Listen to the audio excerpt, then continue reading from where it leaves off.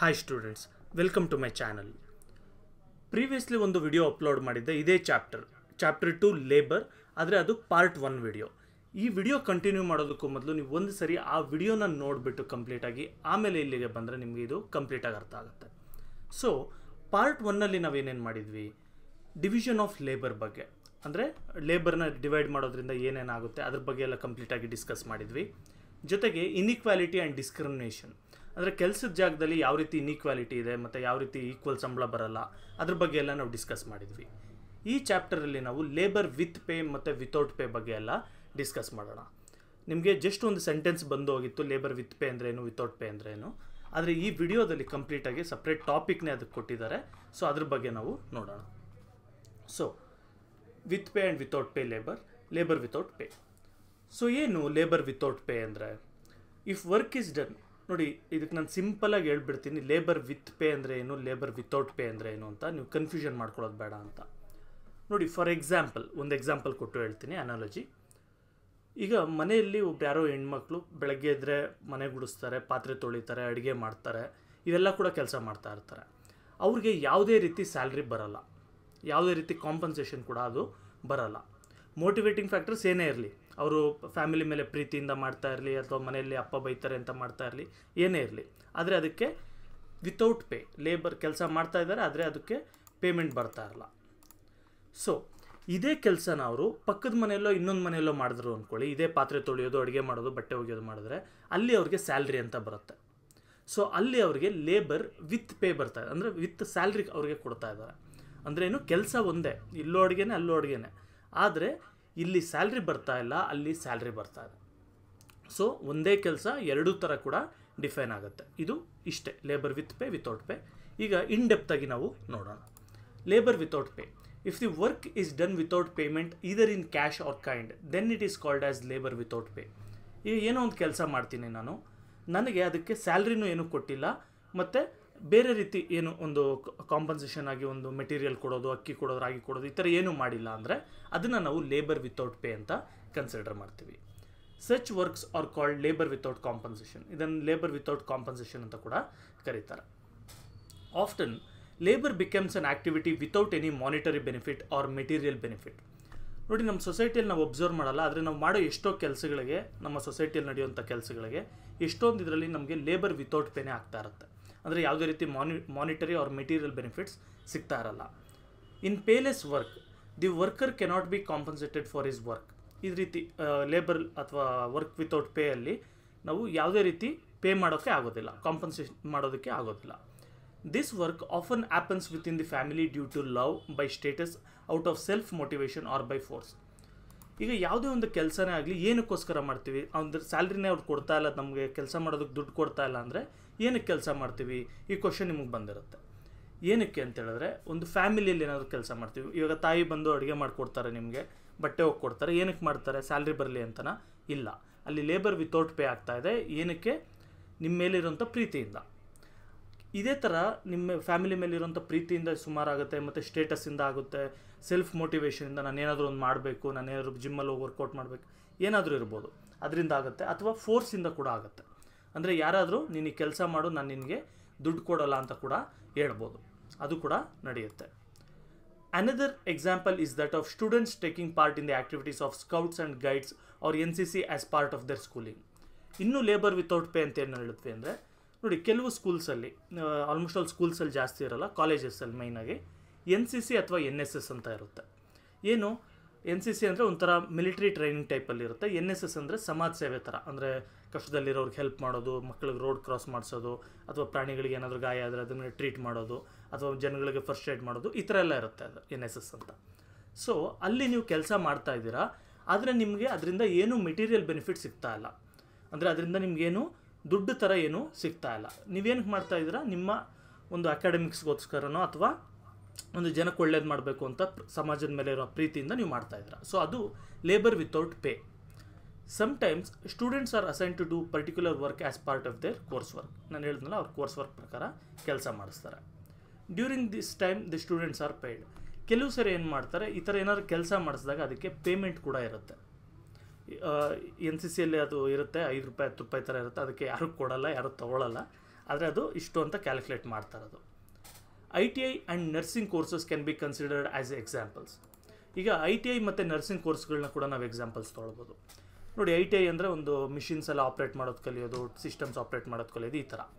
ಇಲ್ಲಿ ಏನು ನಡೀತಾ ಇರುತ್ತೆ ITI ಮತ್ತು ನರ್ಸಿಂಗಲ್ಲಿ, ಇವ್ರು ಕೋರ್ಸಿಗೆ ಜಾಯ್ನ್ ಆದಾಗೇನೆ ಏನು ಮಾಡ್ತಾರೆ, ಇವರು ಕೆಲಸ ಮಾಡ್ತಾ ಇರ್ತಾರೆ. ಈಗ ನರ್ಸಿಂಗ್ ಕೋರ್ಸಲ್ಲಿ ಏನು ಅವ್ರಿಗೆ ಟ್ರೀಟ್ಮೆಂಟ್ ಕೊಡೋದು ಅದೆಲ್ಲ ಕೂಡ ಅವ್ರಿಗೆ ಕೆಲಸ ಹೇಳ್ಕೊಡ್ತಾ ಕೆಲಸನೂ ಮಾಡಿಸ್ತಾ ಇರ್ತಾರೆ. ಆದರೆ ಅವ್ರಿಗೇನು ಪೇಮೆಂಟ್ ಸಿಗ್ತಾ ಇರಲ್ಲ ಆ ಟೈಮಲ್ಲಿ. 2 years ಏನು ಕೋರ್ಸ್ ಟೈಮ್ ಇರುತ್ತೆ ಆ ಟೈಮಲ್ಲಿ. ಅದೇ ರೀತಿ ITIಯಲ್ಲೂ ಅಷ್ಟೇ ಕೆಲಸ ಮಾಡಿಸ್ತಾ ಇರ್ತಾರೆ. ಸೊ ಇದೆಲ್ಲ ಕೂಡ ನಮಗೆ ಲೇಬರ್ ವಿತೌಟ್ ಪೇ ಆಗುತ್ತೆ. ಒನ್ಸ್ ಅವ್ರಿಗೆ ಆ ಒಂದು ಕೋರ್ಸ್ ಮುಗಿಸಿದ ಮೇಲೆ ಅವ್ರಿಗೆ ಸ್ಯಾಲ್ರಿ ಬರುತ್ತೆ, ಆಗ ಅದು ಲೇಬರ್ ವಿತ್ ಪೇ ಆಗುವಂಥದ್ದು. Another example can be that of an artist who engages himself in painting for his own satisfaction. ಈಗ ಇನ್ನೊಂದು ಎಕ್ಸಾಂಪಲ್ ಏನಂತ ಹೇಳಿದ್ರೆ, ಒಬ್ಬರು ಆರ್ಟಿಸ್ಟ್, ಈಗ ಫಾರ್ ಎಕ್ಸಾಂಪಲ್ ಈಗ ನಾನೊಂದು ಪೇಂಟರ್ ಅಂದ್ಕೊಳ್ಳಿ, ನಾನು ಈಗ ನನ್ನ ಖುಷಿಗೆ ನಾನೇನೋ ಪೇಂಟ್ ಮಾಡಿದೆ ಅಂದ್ಕೊಳ್ಳಿ, ಆಗ ಅದು ಲೇಬರ್ ವಿತೌಟ್ ಪೇ. ಅದೇ ನಾನು ಬೇರೆಯವ್ರಿಗೆ ಮಾರೋಕ್ಕೋಸ್ಕರ ಏನಾದರೂ ಒಂದು ಪೇಂಟ್ ಮಾಡಿದೆ ಅಂದ್ಕೊಳ್ಳಿ, ಆಗ ಅವನಿಗೆ ಲೇಬರ್ ವಿತ್ ಪೇ ಆಗುತ್ತೆ. ಸೊ ಅಷ್ಟೇ, ನಾನು ಆಲ್ರೆಡಿ ಹೇಳಿರೋ ಎಕ್ಸಾಂಪಲ್ಸ್ನ ಮತ್ತೆ ಬೇರೆ ರೀತಿ ಹೇಳಿದ್ದಾರೆ ಅಷ್ಟೇ. Family based work comes under work without pay category. ಈಗ ಫ್ಯಾಮಿಲಿಯಲ್ಲಿ ಆಗುವಂಥ ಕೆಲಸಗಳು, ಫಾರ್ ಎಕ್ಸಾಂಪಲ್ ಅಮ್ಮ ಅಡುಗೆ ಮಾಡೋದು, ನಿಮ್ಮನ್ನೇನಾದರೂ ಅಂಗಡಿಗೆ ಕಳಿಸೋದು. ಈಗ ಕೆಲವು ಸಿಚುವೇಷನಲ್ಲಿ ನಿಮ್ಮನ್ನ ಅಂಗಡಿಗೆ ಕಳಿಸಿದ್ರೆ ಅಲ್ಲೂ ನನಗೆ 5 ರೂಪಾಯಿ ಕೊಡು 2 ರೂಪಾಯಿ ಕೊಡು ಅಂತ ಕೇಳ್ತೀರಾ, ಅದು ಲೇಬರ್ ವಿತ್ ಪೇ ಆಗುತ್ತೆ. ಆದರೆ ನಾರ್ಮಲಿ ಯಾರು ಕೂಡ ಆ ಥರ ಮಾಡಲ್ಲ. ಸೊ ಅದೆಲ್ಲ ಕೂಡ ಲೇಬರ್ ವಿತೌಟ್ ಪೇ ಕ್ಯಾಟಗರಿಗೆ ಸೇರುತ್ತೆ. In a family setup the burden of work is more on the woman. ಒಂದು ಫ್ಯಾಮಿಲಿ ಸೆಟಪ್ಪಲ್ಲಿ ಹೆಣ್ಮಕ್ಳ ಮೇಲೆ ಕೆಲಸ ಜಾಸ್ತಿ ಇರುತ್ತೆ, ಮನೆ ಕೆಲಸ ಎಲ್ಲ ಕೂಡ ಅವರೇ ಮಾಡೋ ಥರ. The issue of woman working in the family without any compensation is discussed within the framework of feminism. ನೋಡಿ, ಈಗ ಹೆಣ್ಮಕ್ಳು ಮನೆಯಲ್ಲಿ ಏನು ಸ್ಯಾಲ್ರಿ ತೊಗೊಳ್ಳಿದಂಗೆ ಕೆಲಸ ಮಾಡ್ತಾ ಇರ್ತಾರಲ್ಲ, ಇದನ್ನು ನಾವು ಒಂದು ಫೆಮಿನಿಸಮ್ ಕಾನ್ಸೆಪ್ಟಲ್ಲಿ, ಫೆಮಿನಿಸಮ್ ಅಂತ ಒಂದು ಟಾಪಿಕ್ ಬರುತ್ತೆ ನಿಮಗೆ ಹೈಯರ್ ಸ್ಟಡೀಸ್ ಮಾಡುವಾಗ. ಸೊ ಅದರೊಳಗೆ ನಾವು ಇದ್ರ ಬಗ್ಗೆ ಎಲ್ಲ ಕೂಡ ಡಿಸ್ಕಸ್ ಮಾಡ್ತೀವಿ. ಅಂದ್ರೇನು, ಮನೆಯಲ್ಲಿ ಏನು ಕೆಲಸ ಮಾಡ್ತಾರೆ ಅದಕ್ಕೂ ಕೂಡ ಒಂದು ಸ್ಯಾಲ್ರಿ ಅಂತ ಅವ್ರಿಗೆ ಕೊಡಬಾರ್ದು, ಸ್ಯಾಲ್ರಿ ಅಂತ ನಾವು ಸ್ಟ್ಯಾಟಿಸ್ಟಿಕ್ಸಲ್ಲಿ ಕನ್ಸಿಡರ್ ಮಾಡಬೇಕು GDP ಕ್ಯಾಲ್ಕುಲೇಷನ್ಸಲ್ಲಿ ಅಂತ ಹೇಳಿದ್ದಾರೆ. Since woman are bound by work at home, they are discouraged from finding work outside for compensation. ನೋಡಿ, ಎಷ್ಟೊಂದು ಸರಿ ಏನಾಗುತ್ತೆ, ಮನೆಯಲ್ಲಿ ಮಕ್ಕಳನ್ನ ನೋಡ್ಕೊಳ್ಳೋದು, ಅವ್ರಿಗೆ ಓದೋದು ಹೇಳ್ಕೊಳ್ಳೋದು, ಮನೆ ಕೆಲಸ ಮಾಡೋದು, ಇದೆಲ್ಲ ಮಾಡ್ತಾ ಇದ್ದಾಗ ಏನಾಯಿತು ಅಂದರೆ ವರ್ಕ್ ವಿತೌಟ್ ಪೇ ಮಾಡ್ತಾ ಅವರು ಹೊರ್ಗಡೆ ಹೋಗಿ ಕೆಲಸ ಮಾಡಿ ಅವ್ರಿಗೆ ಸಂಪಾದನೆ ಮಾಡ್ಕೊಳ್ಳೋದು ತುಂಬ ಕಮ್ಮಿ ಆಗಿಬಿಡುತ್ತೆ. ಮನೆ ಕೆಲಸನೇ ಅವ್ರಿಗೆ ಕಂಪ್ಲೀಟಾಗಿ ಟೈಮ್ ತೊಗೊಂಡ್ಬಿಡುತ್ತೆ. This has made women the unpaid workers in the family. ಇದರಿಂದ ಏನಾಗಿದೆ, ಒಂದು ಫ್ಯಾಮಿಲಿಯಲ್ಲಿ ಹೆಣ್ಮಕ್ಳು ಅನ್ಪೇಯ್ಡ್ ವರ್ಕರ್ಸ್ ಥರ ಚೇಂಜ್ ಆಗಿಬಿಟ್ಟಿದ್ದಾರೆ. ಅಂದರೆ ಕೆಲಸ ಎಲ್ಲ ಮಾಡ್ತಾರೆ, ಆದರೆ ಕಾಂಪನ್ಸೇಷನ್ ಅಥವಾ ಪೇ ಮಾತ್ರ ಇರೋದಿಲ್ಲ. ದೋ the woman participate in various activities of the family, Har contribution goes unrecognised. ನೋಡಿ, ಹೆಣ್ಮಕ್ಳು ಏನು ಫ್ಯಾಮಿಲಿಯಲ್ಲಿರೋಂಥ ಎಲ್ಲ ಆ್ಯಕ್ಟಿವಿಟೀಸಲ್ಲೂ ಇವ್ರು ಪಾರ್ಟಿಸಿಪೇಟ್ ಮಾಡ್ತಾರೆ. ಒಂದು ಹಬ್ಬ ಇದ್ದರೆ ಅದನ್ನು ಆರ್ಗನೈಸ್ ಮಾಡೋದು, ಏನೇ ಇರಲಿ ಎಲ್ಲ ಕಾಂಟ್ರಿಬ್ಯೂಟ್ ಮಾಡ್ತಾರೆ. ಆದರೆ ಇವರ ಆ್ಯಕ್ಷನ್ಸ್ ಬಂದು ಅಥವಾ ಇವರ ಆ್ಯಕ್ಟಿವಿಟೀಸ್ ಬಂದು ಯಾರೂ ರೆಕಗ್ನೈಸ್ ಮಾಡಲ್ಲ. ಇವರು ಈ ಥರ ಒಳ್ಳೆ ಕೆಲಸ ಮಾಡ್ತಾ ಇದೆಯಾ ಅಂತ ಯಾರು ಕೂಡ ಹೇಳೋದಿಲ್ಲ. And nowadays it is being said that the work of women in the family is declared as more important. ಆದರೆ ಇವಾಗ ಏನಾಗಿದೆ, ಮನೆ ಕೆಲಸದಲ್ಲಿ ಏನು ಮಾಡ್ತಾ ಇರ್ತಾರೆ ಹೆಣ್ಮಕ್ಳೆಲ್ಲ, ಅಮ್ಮ ಅವರೆಲ್ಲ, ಅದು ಕೂಡ ತುಂಬ ಇಂಪಾರ್ಟೆಂಟ್ ಅಂತ ಈಗ ಡಿಸ್ಕಷನ್ಸ್ ಕೂಡ ಶುರುವಾಗಿದೆ. By declaring so the woman are being restricted to family and family related works only. ಈ ರೀತಿ ಹೆಣ್ಮಕ್ಳು ಮನೇಲಿ ಕೆಲಸ ಮಾಡ್ತಾ ಇದ್ದಾರೆ, ಅವ್ರೇನು ಈ ಥರ ನಾವು ಮಾಡೋದ್ರಿಂದ ಏನಾಯಿತು, ಹೆಣ್ಮಕ್ಳನ್ನ ಆಲ್ಮೋಸ್ಟ್ ಆಲ್ ಫ್ಯಾಮಿಲಿ ರಿಲೇಟೆಡ್ ವರ್ಕ್ಸ್ಗೆ ನಾವು ರಿಸ್ಟ್ರಿಕ್ಟ್ ಮಾಡಿಬಿಟ್ಟು ಅವರ ಸೆಲ್ಫ್ ಗ್ರೋತ್ ಮಾಡ್ಕೊಳ್ಳೋಕ್ಕೆ, ಅಂದರೆ ಹೊರಗಡೆ ಹೋಗಿ ಕೆಲಸ ಮಾಡಿ ಅವರ ಒಂದು ಆಂಬಿಷನ್ಸ್ ಏನಿದೆ, ಅವರ ಆಸೆಗಳೇನಿದೆ ಅದನ್ನೆಲ್ಲ ಫುಲ್ಫಿಲ್ ಮಾಡ್ಕೊಳ್ಳೋಕ್ಕೆ ಜಾಗ ಸಿಗ್ತಾ ಇಲ್ಲ. ಈಗ ಲೇಬರ್ ವಿತೌಟ್ ಪೇ ಆಯ್ತಲ್ವಾ, ಈಗ ಲೇಬರ್ ವಿತ್ ಪೇ ಬಗ್ಗೆ ಡಿಸ್ಕಸ್ ಮಾಡೋಣ. The labour which gets compensation based on hours, days or months for semi skilled or skilled work is considered as labour with pay. ಏನು ಲೇಬರ್ ವಿತ್ ಪೇ, ನಿಮ್ಮ question ಕೇಳಿದ್ರೆ ಗೊತ್ತಾಗಬೇಕು. ಯಾವಾಗ ನಾನೇನೋ ಒಂದು ಕೆಲಸ ಮಾಡ್ತೀನಿ, 1 hour ಅಥವಾ 1 hour ಕೆಲಸ ಮಾಡ್ಬೋದು, 1 ದಿನ ಕೆಲಸ ಮಾಡ್ಬೋದು, 1 month ಕೆಲಸ ಮಾಡ್ಬೋದು, ಈ ಥರ ನಾನೇನೋ ಒಂದು ಕೆಲಸ ಮಾಡ್ತೀನಿ, ಅದಕ್ಕೆ ಅಲ್ಲೇನೋ ಕೆಲಸ ಆಗಿದ್ದಕ್ಕೆ ನನಗೆ ಸ್ಯಾಲ್ರಿ ಬರ್ತಾ ಇತ್ತು ಅಂದರೆ ಅದನ್ನು ನಾವು ಲೇಬರ್ ವಿತ್ ಪೇ ಅಂತ ಕನ್ಸಿಡರ್ ಮಾಡ್ತೀನಿ. ಈ ಕಾಂಪನ್ಸೇಷನ್ ಬಂದು ಗಂಟೆ ಲೆಕ್ಕ ಇರ್ಬೋದು, ಇವಾಗ ಕೆಲವೆಲ್ಲ ಬಂದು ಇವಾಗ ಕಾಲೇಜಲ್ಲೆಲ್ಲ ಟೀಚ್ ಮಾಡೋವಾಗ ಬಂದು ಅವರ್ ಲೆಕ್ಕ ಚಾರ್ಜ್ ಮಾಡ್ತಾರೆ. ಅದೇ ರೀತಿ ಈಗ ಫಾರಿನಲ್ಲೆಲ್ಲ ಅಷ್ಟೇ, ಲಾಯರ್ನ ನೀವು ಮೀಟ್ ಮಾಡಿರಿ, ಡಾಕ್ಟ್ರನ್ನ ಮೀಟ್ ಮಾಡಿರಿ, ಯಾರನ್ನೇ ಪ್ರೊಫೆಷನಲ್ಲ ಮೀಟ್ ಮಾಡಿದ್ರು ಅವ್ರು ಅವರ್ ಲೆಕ್ಕ ಕೆಲಸ ಮಾಡೋದು. ಸೊ ಅದಿರ್ಬೋದು, ಡೇಸ್ ಇರ್ಬೋದು. ಈಗ ನೀವೇನಾದರೂ ಒಂದು ಒಂದು ಫ್ಯಾಕ್ಟ್ರಿಗೋ ಅಥವಾ ಕನ್ಸ್ಟ್ರಕ್ಷನ್ ವರ್ಕ್ಗೋ ಅದಕ್ಕೆಲ್ಲ ಹೋದರೆ ಒಂದು ದಿನಕ್ಕೆ ಇಷ್ಟು ಲೇಬರ್ ಅಂತ ಕ್ಯಾಲ್ಕುಲೇಟ್ ಮಾಡ್ತಾರೆ. ಅದೇ ರೀತಿ ಯಾವ್ದಾದ್ರು ಅಂದರೆ ಮಂತ್ಲಿ ಕಾಂಪನ್ಸೇಷನ್ ಅಥವಾ ಮಂತ್ಲಿ ಪೇ ಇರೋಂಥ ಕೆಲಸಗಳು ಕೂಡ ಸುಮಾರು ಸಿಗುತ್ತೆ. This is called as wages. ಈ ಥರ ನಮಗೆ ಒಂದು ಅವರ್ ಕೆಲಸ ಮಾಡಿದೆಯಾ ಇಷ್ಟು, ಒಂದು ದಿನ ಕೆಲಸ ಮಾಡಿದೆಯಾ ಇಷ್ಟು ಅಂತ ಏನು ಪೇ ಮಾಡ್ತಾರೆ, ಇದನ್ನು ನಾವು ವೇಜಸ್ ಅಂತ ಕರಿತೀವಿ. ವೇಜಸ್ ಅಂದರೆ ಸ್ಯಾಲ್ರಿ ಅಂತ ಅರ್ಥ. ನಿಮ್ಮ ಒಂದು ಇದಕ್ಕೆ ಸ್ಯಾಲ್ರಿ ಅಂದ್ಕೊಳ್ಳಿ. The total pay that is given based on the total work is called as wages. ನಾನು ಹೇಳಿದ್ರೆ ಟೋಟಲ್ ಕೆಲಸ ಏನು ಮಾಡಿರ್ತಾರೆ, ಒಂದು ದಿನ ಒಂದು ತಿಂಗಳು ಕೆಲಸ ಮಾಡಿರ್ತಾರೆ, ಅಥವಾ ಏನೋ ಒಂದು ಫಿಕ್ಸ್ ಮಾಡೋದು, ಅದೇನೋ ಒಂದು ಕೆಲಸ ಮಾಡಿರ್ತಾರೆ, ಆ ಕೆಲಸಕ್ಕೆ ಅವ್ರಿಗೆ ಟೋಟಲ್ ಪೇ ಏನು ಕೊಡ್ತಾರೆ ಅದನ್ನು ನಾವು ವೇಜಸ್ ಅಂತೀವಿ, ಅಥವಾ ಸ್ಯಾಲ್ರಿ ನಿಮ್ಮ ಲೆಕ್ಕಕ್ಕೆ. Wages are given based on hours days. Already ಹೇಳಿದ್ದೀನಿ ವೇಜಸ್ನ ಯಾವ ಥರ ಕೊಡ್ತಾರೆ ಅಂತ, ಮತ್ತೆ ಹೋಗೋದು ಬೇಡ. Labour in small business and road side business, work in factories, work in schools as assistant teachers, construction work, vehicle repair, garages, agricultural farm works can be grouped under labour with pay, i.e. Wages. ನೋಡಿ, ಈಗ ಚಿಕ್ಕ ಪುಟ್ಟ ಬಿಸ್ನೆಸ್ಗಳಲ್ಲಿ ಕೆಲಸ ಮಾಡೋದು, ಅಥವಾ road side ಅದು ತಳ್ಳಿಗಾಡಿಯಲ್ಲಿ business ಮಾಡೋದಿರ್ಬೋದು, ಫ್ಯಾಕ್ಟ್ರಿಗಳಲ್ಲಿ ಕೆಲಸ ಮಾಡೋದು, ಸ್ಕೂಲ್ಗಳಲ್ಲಿ ಟೀಚರ್ಸ್ ಆಗಿ ಏನು ಕೆಲಸ ಮಾಡ್ತೀವಿ ಇದು ಇರ್ಬೋದು, ಕನ್ಸ್ಟ್ರಕ್ಷನ್ ವರ್ಕ್ ಇರ್ಬೋದು, ಆಲ್ಮೋಸ್ಟ್ ಅಲ್ಲಿ ಇದೆಲ್ಲ ಕೂಡ ಲೇಬರ್ ವಿತ್ ಪೇ ಅನ್ನೋದಕ್ಕೆ ಆ ಗ್ರೂಪ್ಗೆ ಬರೋವಂಥದ್ದು. Though the compensation is meagre, it becomes inevitable for the people to work in this complex social scenario. ನೋಡಿ, ಇಲ್ಲೆಲ್ಲ ಬಂದು ಕಾಂಪನ್ಸೇಷನ್ ಮೀಗರ್ ಆಗಿರುತ್ತೆ. ಮೀಗರ್ ಅಂದರೆ ತುಂಬ ಕಮ್ಮಿ ಅಂತ ಅರ್ಥ. ಸೊ ಇಲ್ಲೆಲ್ಲ ಕೆಲಸ ಮಾಡೋರಿಗೆಲ್ಲ ಕೂಡ ತುಂಬ ಕಮ್ಮಿ ಸ್ಯಾಲ್ರೀಸ್ ಇರುತ್ತೆ, ಅಥವಾ ಕಮ್ಮಿ ವೇಜಸ್ ಇರುತ್ತೆ. ಆದರೆ ಈ ಒಂದು ಸೊಸೈಟಿಯಲ್ಲಿ ನಾವೇನು ಮಾಡೋಕ್ಕಾಗಲ್ಲ, ಕಮ್ಮಿ ಸ್ಯಾಲ್ರಿ ಇದ್ರೂ ಕೂಡ ಕೆಲಸ ಮಾಡಲೇಬೇಕು ಅನ್ನೋ ಥರ. In most of the cases the workers would not get the expected wages also. ಇನ್ನು ಎಷ್ಟೊಂದು ಕೆಲಸಗಳಲ್ಲಿ ಏನಾಗ್ಬಿಡುತ್ತೆ, ವರ್ಕರ್ಸ್ಗೆ ಅವ್ರು ಏನು ಎಕ್ಸ್ಪೆಕ್ಟ್ ಮಾಡ್ತಾ ಇರ್ತಾರೆ ವೇಜಸ್ ಅಷ್ಟು ಕೂಡ ಸಿಗೋದಿಲ್ಲ. ಫಾರ್ ಎಕ್ಸಾಂಪಲ್, ಇವಾಗ ಯಾರೋ ಒಬ್ಬರು ಕನ್ಸ್ಟ್ರಕ್ಷನ್ ವರ್ಕರ್ ಅಂದ್ಕೊಳ್ಳಿ, ಅವರು ಎಲ್ಲಾದರೂ ಹೋಗಿ ಕೆಲಸ ಮಾಡಿದ್ರೆ ಇವತ್ತು ನನಗೆ 500 ರೂಪಾಯಿ ಬರುತ್ತೆ ಅಂದರೆ ಕೆಲವು ಸರಿ ಆ ಕೆಲಸ ಕೂಡ ಸರಿಯಾಗಿ ಸಿಗೋದಿಲ್ಲ, ಅಥವಾ ಸಿಕ್ಕಿದ್ರು ಕೂಡ 500 ರೂಪಾಯಿ ಆಗಲ್ಲಪ್ಪ, ಬರೀ 400 ರೂಪಾಯಿ ಕೊಡ್ತೀನಿ, ಇಷ್ಟಾದರೆ ಮಾಡು ಅಂತ ಹೇಳೋವಂಥ ಸಿಚುವೇಶನ್ಗಳು ಕೂಡ ಬರುತ್ತೆ. Compensation is an agreement between the worker and the owner. ನೋಡಿ, ಕಾಂಪನ್ಸೇಷನ್ ಅಂದರೆ ಏನು? ಇದು ಒಂದು ಅಗ್ರಿಮೆಂಟ್, ವರ್ಬಲ್ ಆಗಿರ್ಬೋದು, ರಿಟರ್ನ್ ಆಗಿರ್ಬೋದು, ಅಂದರೆ ಮಾತಲ್ಲೇ ಹೇಳಿರೋದಾಗಿರ್ಬೋದು ಅಥವಾ ಬರೆದಿರೋದಾದ್ರೂ ಆಗಿರ್ಬೋದು. ಒಂದು ರೀತಿ ಅಗ್ರಿಮೆಂಟ್, ಕೆಲಸ ಮಾಡೋನಿಗೂ ಮತ್ತು ಕೆಲಸ ಮಾಡಿಸೋನಿಗೂ, ಓನರ್ಗೂ ಮತ್ತು ಕೆಲಸ ಮಾಡೋನಿಗೂ ಮಧ್ಯೆ ಇರೋಂಥ agreement. Sometimes the compensation can be in the form of materials. ಕೆಲವು ಸರಿ ಏನಾಗುತ್ತೆ, ಈ ಕಾಂಪನ್ಸೇಷನ್ ಅನ್ನೋದು ಮೆಟೀರಿಯಲ್ ಫಾರ್ಮ್ ಆಗಿ ಕೂಡ ಇರುತ್ತೆ. In traditional societies each person had a customary and hereditary profession. ನೋಡಿ, ಟ್ರೆಡಿಷನಲ್ ಸೊಸೈಟೀಸಲ್ಲಿ ಅಂದರೆ ಹಳೆ ಕಾಲದಲ್ಲಿ ಅಥವಾ ನಾರ್ಮಲ್ ಎಲ್ಲ ಸೊಸೈಟೀಸಲ್ಲೂ ಅಷ್ಟೇ, ಇಲ್ಲಿ ಒಂದು ಪ್ರೊಫೆಷನ್ ಅನ್ನೋದು ಬಂದು ಹೆರಿಡಿಟ್ರಿ ಆಗಿರ್ತಾ ಇತ್ತು ಜಾಸ್ತಿ. ಅಂದರೆ ಅಪ್ಪ ಏನೋ ಒಂದು ಪಾಟ್ ರೆಡಿ ಮಾಡ್ತಾ ಇದೆ ಅಂದರೆ ಮಗ ಕೂಡ ಪಾಟ್ ರೆಡಿ ಮಾಡೋದು ಕಲಿತಾ ಇದ್ದಾನೆ, ಈ ಥರ. Hence people very dependent on each other in a given social environment. ಈ ರೀತಿ ಒಂದು ಸೊಸೈಟಿಯಲ್ಲಿ ಏನಾಗೋದು, ಒಬ್ಬರ ಮೇಲೆ ಒಬ್ಬರು ಡಿಪೆಂಡ್ ಆಗಿರೋರು. ಅಂದರೆ ಈಗ ಫಾರ್ ಎಕ್ಸಾಂಪಲ್ ಯಾರೋ ಕನ್ಸ್ಟ್ರಕ್ಷನ್ ವರ್ಕರ್ ಇರ್ತಾನೆ ಅಂದ್ಕೊಳ್ಳಿ, ಅವ್ರ ಮನೆಗೆ ಪಾಟ್ ಬೇಕು ಅಂದರೆ ಪಾಟ್ ಮೇಕರ್ ಕೊಡ್ತಾ ಇರ್ತಾರೆ. ಅದೇ ರೀತಿ ಪಾಟ್ ಮೇಕರ್ಗೆ ಏನಾದರೂ ಮನೆ ಕಟ್ಕೊಡ್ಬೇಕು ಅಂದರೆ ಕನ್ಸ್ಟ್ರಕ್ಷನ್ ವರ್ಕರ್ ಮನೆ ಕಟ್ಕೊಡ್ತಾ ಇರ್ತಾರೆ. ಈ ರೀತಿ ಇಂಟರ್ಡಿಪೆಂಡೆಂಟ್ ಅಂತ. Money was in least circulation ಅಂತ ಒಂದು ಹಳೆ ಕಾಲದಲ್ಲಿ ನಾವು ತೊಗೊಂಡ್ರೆ ಮನಿ ತುಂಬ ಕಮ್ಮಿ ಸರ್ಕ್ಯುಲೇಷನ್ ಆಗ್ತಾ ಇತ್ತು. ಬೇಕಾದ್ರೆ ನೀವು ಒಂದು 50 ವರ್ಷದ ಹಿಂದಿನವ್ರನ್ನ, ಅಂದರೆ ನಿಮ್ಮ ಅಜ್ಜಿ ತಾತ ಅಂಥವ್ರನ್ನ ಕೇಳಿ ನೋಡಿ, ಅವರ ಟೈಮಲ್ಲಿ ದುಡ್ಡು ಈ ಥರ ಸರ್ಕ್ಯುಲೇಟ್ ಆಗ್ತಾ ಇರಲಿಲ್ಲ. ಯಾರ ಕೈಯಲ್ಲೂ 50 ರೂಪಾಯಿ 100 ರೂಪಾಯಿ ಈ ಥರ ಇರ್ತಿರ್ಲಿಲ್ಲ. 50 ಪೈಸೆ, 1 ರೂಪಾಯಿ, 5 ರೂಪಾಯಿ ಇತ್ತು ಅಂದರೆ ದೊಡ್ಡ ವಿಷಯ ಆ ಟೈಮಲ್ಲಿ. ಏನಕ್ಕೆ? ದುಡ್ಡು ಯಾರು ಯೂಸ್ ಮಾಡ್ತಿರಲಿಲ್ಲ. ಅವ್ರು ಏನಾದರೂ ಒಂದು ಪರ್ಚೇಸ್ ಮಾಡಬೇಕು ಅಂದ್ಕೊಳ್ಳಿ, ಅವರು ಗೂಡ್ಸ್ನ ಎಕ್ಸ್ಚೇಂಜ್ ಮಾಡ್ಕೊತಾ ಇದ್ರು. ಆಲ್ಮೋಸ್ಟ್ ಆಲ್ ದುಡ್ಡನ್ನ ಯೂಸ್ ಮಾಡೋವಂಥ ಬಿಸ್ನೆಸ್ಗಳು ತುಂಬ ಕಮ್ಮಿ ನಡೀತಾ ಇದ್ದಂಥದ್ದು. Harmony and coexistence among various caste was desirable. ಈಗ ನಮ್ಮಲ್ಲಿ ಏನಂತ ಹೇಳಿದ್ರೆ, ಪ್ರೊಫೆಷನ್ಸ್ನ ಕ್ಯಾಸ್ಟ್ ಅಂತ ನಾವು ಕನ್ಸಿಡರ್ ಮಾಡಿಬಿಟ್ಟಿದ್ವಿ ಕೆಲವು ಸಿಚುವೇಶನ್ಗಳಲ್ಲಿ. ಅಲ್ಲಿ ಪಾಟ್ ಮೇಕರ್ದೇ ಒಂದು ಕ್ಯಾಸ್ಟು, ಇನ್ನೊಬ್ಬರದೇ ಒಂದು ಕ್ಯಾಸ್ಟ್, ಈ ಥರ. ಸೊ ಇಲ್ಲಿ ಏನಾಗಿರುತ್ತೆ, ಹಾರ್ಮನಿ ಅನ್ನೋದು ತುಂಬ ಇಂಪಾರ್ಟೆಂಟ್. ಅಂದರೆ ಒಂದು ಕ್ಯಾಸ್ಟು ಇನ್ನೊಂದು ಕ್ಯಾಸ್ಟ್, ಅಥವಾ ಒಂದು ವರ್ಕಿಂಗ್ ಫೋರ್ಸ್ ಇನ್ನೊಂದು ವರ್ಕಿಂಗ್ ಫೋರ್ಸ್ ಮಧ್ಯದಲ್ಲಿ ತುಂಬ ಹಾರ್ಮನಿ ಇರಬೇಕು. ಅಂದರೆ ತುಂಬ ಒಪ್ಪಂದಗಳು ಚೆನ್ನಾಗಿರಬೇಕು, ರಿಲೇಷನ್ಶಿಪ್ ಚೆನ್ನಾಗಿದ್ದರೆ ಆಗ ಮಾತ್ರ ಆ ಸೊಸೈಟಿ ಫಂಕ್ಷನ್ ಆಗ್ತಾ ಇತ್ತು. The barter system was more popular in a village setup. ನೋಡಿ, ಹಳ್ಳಿ ಕಡೆ ನಾವು ನೋಡಿದ್ವಿ ಅಂದರೆ ಬಾರ್ಟರ್ ಸಿಸ್ಟಮ್. ನೋಡಿ, ಬಾರ್ಟರ್ ಸಿಸ್ಟಮ್ ಅಂತ ಹೇಳಿದ್ರೆ ನಿಮ್ಗೆ ಆಲ್ರೆಡಿ ಗೊತ್ತಿರುತ್ತೆ. ಒಂದು ವಸ್ತು ತೊಗೊಳ್ಬೇಕು ಅಂದರೆ ಇನ್ನೊಂದು ವಸ್ತುನ ಎಕ್ಸ್ಚೇಂಜ್ ಕೊಡೋದು, ದುಡ್ಡು ಕೊಡೋಲ್ಲ, ವಸ್ತುಗಳನ್ನ ಎಕ್ಸ್ಚೇಂಜ್ ಮಾಡೋದು. ಸೊ ಆ ಥರದ್ದು ಹಳ್ಳಿಯಲ್ಲಿ ತುಂಬ ಪಾಪ್ಯುಲರ್ ಆಗಿತ್ತು. In most of the cases the physical labour was ಕಾಂಪನ್ಸೇಟೆಡ್ with material and food grains. ನೋಡಿ, ಹಳ್ಳಿಗಳಲ್ಲೆಲ್ಲ ಸಿಟಿಗಳಲ್ಲೂ ಅಷ್ಟೇ ಆಲ್ಮೋಸ್ಟ್ ಅಲ್ಲಿ ಏನಾಗ್ತಾ ಇತ್ತು ಅಂತ ಹೇಳಿದ್ರೆ, ಫಿಸಿಕಲ್ ಲೇಬರ್ ಏನಾದರೂ ಮಾಡಿದ್ರು ಅಂದ್ಕೊಳ್ಳಿ, ಫಾರ್ ಎಕ್ಸಾಂಪಲ್ ಹೊಲದಲ್ಲಿ ಏನಾದ್ರು ಬಂದು ಕೆಲಸ ಮಾಡೋದು, ಈ ಥರ ಮಾಡಿದ್ರೆ ಅವ್ರಿಗೆ ದುಡ್ಡು ಕೊಡ್ತಿರ್ಲಿಲ್ಲ, ಅವ್ರಿಗೆ ಫುಡ್ ಗ್ರೈನ್ಸ್ ಕೊಡ್ತಾಯಿದ್ರು. ಫುಡ್ ಗ್ರೈನ್ಸ್ ಅಂದರೆ ಈಗ ಅಕ್ಕಿ ಕೊಡೋದು, ಬೇಳೆ ಕೊಡೋದು, ರಾಗಿ ಕೊಡೋದು, ಈ ಥರ. ಒಂದಿನ ಕೆಲಸ ಮಾಡಿದ್ರೆ ಇಷ್ಟು ಸೇರು ಅಕ್ಕಿ ಕೊಡ್ತೀನಿ, ಈ ಥರ ಆಲ್ಮೋಸ್ಟ್ ಆಲ್ ಸಿಸ್ಟಮು ರೆಡಿ ಆಗಿತ್ತು ಆ ಟೈಮಲ್ಲಿ. With the increase in usage of money, the practice of providing monetary compensation for labour also grew.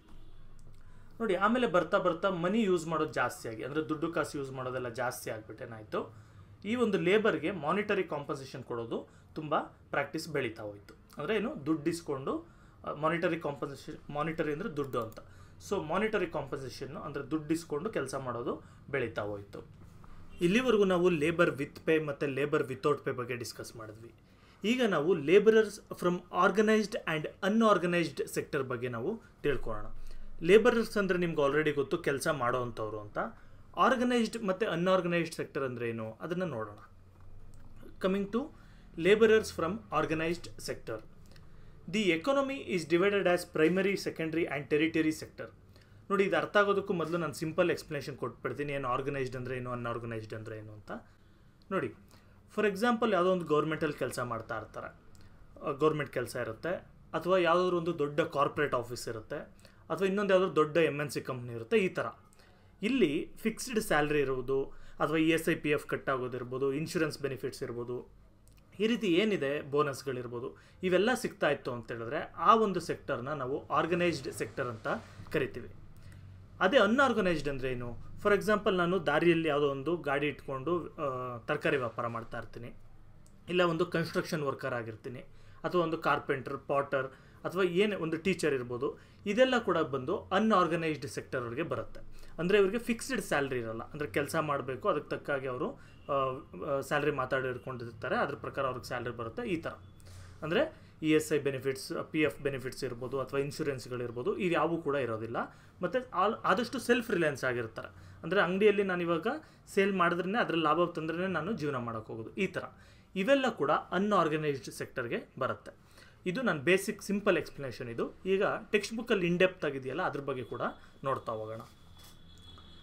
The economy is divided as primary, secondary and territory sector. ನೋಡಿ, ಒಂದು economy ನಾವು ತೊಗೊಂಡ್ವಿ ಅಂದರೆ ಇಡೀ ದೇಶದ್ದೇ ಅಲ್ಲ, ಇಡೀ ಪ್ರಪಂಚದ ನಾವು ಎಕಾನಮಿ ತೊಗೊಂಡ್ವಿ ಅಂದರೆ ಅಲ್ಲೂ ಕೂಡ ಪ್ರೈಮರಿ, ಸೆಕೆಂಡ್ರಿ, ಟೆರಿಟರಿ ಸೆಕ್ಟರ್ಸ್ ಅಂತ ನಾವು ಪದೇ ಪದೇ ಕೇಳ್ತಾ ಇರ್ತೀವಿ. ತುಂಬ ಕನ್ಫ್ಯೂಷನ್ ಏನಿಲ್ಲ. ಪ್ರೈಮರಿ ಅಂದರೆ ಅಗ್ರಿಕಲ್ಚರ್ ಸೆಕ್ಟರ್ ಅಂತ, ಅಂದರೆ ಹಸು ಮೇಯಿಸೋದಿರ್ಬೋದು, ಹೊಲದಲ್ಲಿ ವ್ಯವಸಾಯ ಮಾಡೋದಿರ್ಬೋದು, ಕುರಿ ಮೇಯಿಸೋದಿರ್ಬೋದು, ಇದೆಲ್ಲ ಕೂಡ ಪ್ರೊಡ್ಯೂಸರ್ಸ್ ಇವರೆಲ್ಲ. ಅಂದರೆ ಒಂದು ವಸ್ತುನ ಸೃಷ್ಟಿ ಮಾಡ್ತಾ ಇದ್ದಾರೆ, ರಾ ಮೆಟೀರಿಯಲ್ನ ಅಥವಾ ಕನ್ಸಪ್ಷನ್ ಮಾಡೋವಂಥ ಮೆಟೀರಿಯಲ್ನ ಸೃಷ್ಟಿ ಮಾಡೋದು, ಬೆಳೆಯೋದು ಮಾಡ್ತಾ ಇದ್ದಾರೆ. ಸೊ ಇದನ್ನು ನಾವು ಪ್ರೈಮರಿ ಸೆಕ್ಟರ್ ಅಂತ ಕರಿತೀವಿ. ಆ್ಯಂಡ್ ಆಲ್ಸೋ ಸೆಕೆಂಡ್ರಿ ಅಂದರೆ ಏನು, ಸೆಕೆಂಡರಿ ಸೆಕ್ಟರ್ ಅಂತ ಹೇಳಿದ್ರೆ ಮ್ಯಾನುಫ್ಯಾಕ್ಚರಿಂಗ್ ಸೆಕ್ಟರ್.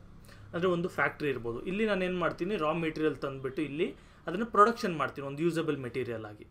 ಒಂದು ಕಂಪ್ಯೂಟರ್ಸ್ ರೆಡಿ ಮಾಡೋದಿರ್ಬೋದು, ಚೇರ್ ರೆಡಿ ಮಾಡೋದಿರ್ಬೋದು, ಕಾರ್ ರೆಡಿ ಮಾಡೋದು, ಬೈಕ್ ರೆಡಿ ಮಾಡೋದು, ಈ ಮ್ಯಾನುಫ್ಯಾಕ್ಚರಿಂಗ್ ಏನೇನಿದೆ ಅದೆಲ್ಲ ಕೂಡ ಸೆಕೆಂಡರಿ ಸೆಕ್ಟರ್ಗೆ ಬರುತ್ತೆ. ನೆಕ್ಸ್ಟ್ ಬಂದು ಟೆರಿಟರಿ ಸೆಕ್ಟರ್.